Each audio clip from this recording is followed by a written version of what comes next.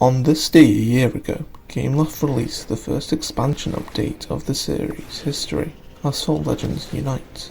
Now, it's no secret that ALU's launch was extremely rocky, therefore making this release look extremely unfavourable in its first few months.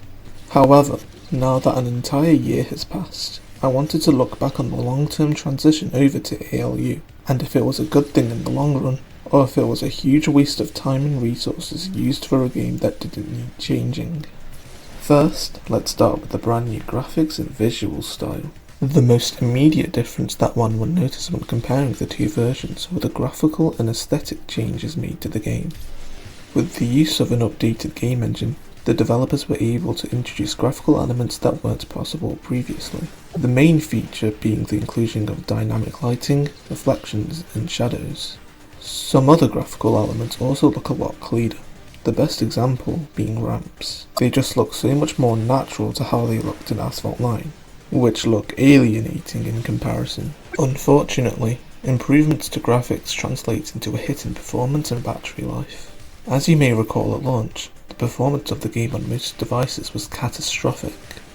With the new expansion came a brand new look to the game's visual identity, through the changes of the main font and colour scheme, which changed the colours to be brighter and more saturated.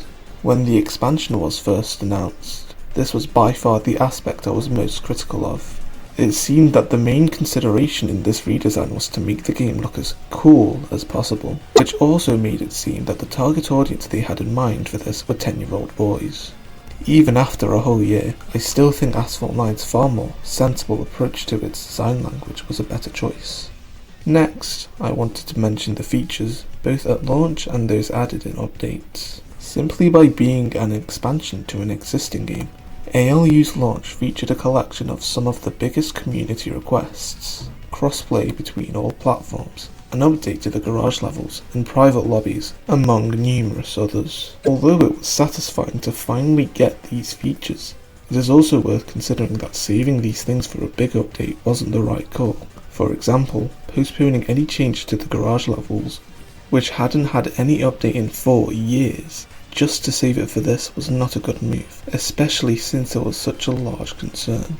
However, after a year of updates and new features, one of the largest benefits of the transition to ALU was the drastic amount of content that has been added. Just in a year, they have added 2 major event types, 2 new multiplayer modes, and several other miscellaneous features. This is a very welcome change to the extremely barren updates of Asphalt 9 in comparison to this. Now, I'm not sure that the expansion was necessary in the rise of content additions per update, but I'm guessing, with my limited game development knowledge, that the updated game engine might have something to do with this. Finally, I wanted to end with some other stuff I wanted to mention. I still hate the new name. As you can tell by this video, Asphalt 9 rolls off the tongue a lot better than Asphalt Legends Unite. So much so that I've simply just been using the abbreviation.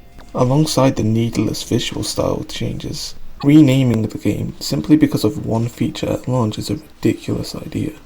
If you've played the game for a few years, you wouldn't be a stranger to the numerous bugs in Asphalt 9's lifetime, so it isn't surprising that ALU's launch was a complete disaster in this area. It took around 4 to 6 months of bug fixes before the game could finally be deemed a finished product. But that isn't to say it's completely fixed.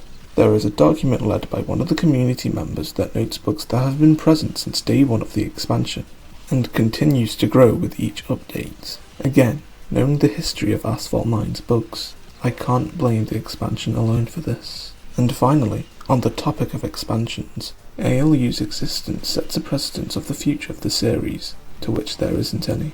I am by no means calling ALU successful, but due to the larger update, the more generous approach the game has been taking recently, it tells me that Gameloft isn't going to be finished with the game for a while, and that we're not going to receive a new Asphalt experience for many years to come. So, in summary, after taking everything into account, my general consensus is that the expansion was not worth it.